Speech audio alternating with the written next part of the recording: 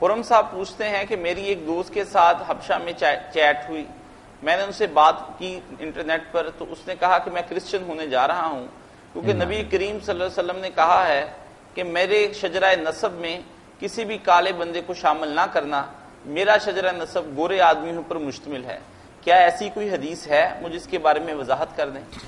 کیا کہا انہوں نے؟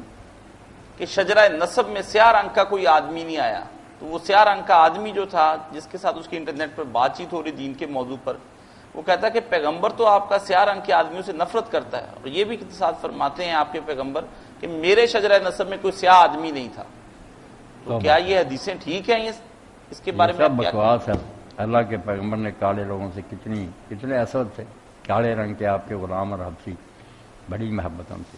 کوئی اسلام نہیں کہتا کالا ہے یہ گورا ہے، یہ کہ آپ نے تو اعلان فرمایا کہ کسی عربی کو آدمی پر کوئی فضیلت نہیں، کسی گورے کو کالے پر کوئی فضیلت الا بدین التقوی۔ دیکھا تو جائے گا کہ دینداری اس میں کتنی ہے، کتنے کالے ہیں جو گوروں سے بڑھ جائیں گے۔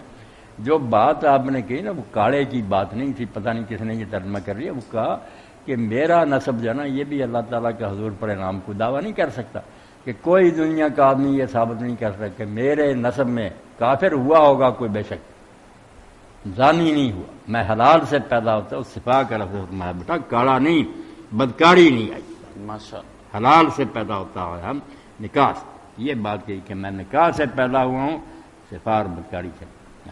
یہ سارے لوگ جانتے تھے، حضور کا خاندان جاہلیت میں بنا شریف لوگ تھے، بدکار نہیں۔ تو نکاح کا آپ نے فرمایا کہ میں نکاح سے پیدا ہوں، آدم سے لے کر اپنے باپ تک میرے خون میں صفا بدکاری نہیں ہے، کالے گورے کی بات نہیں کی آپ۔ صحیح۔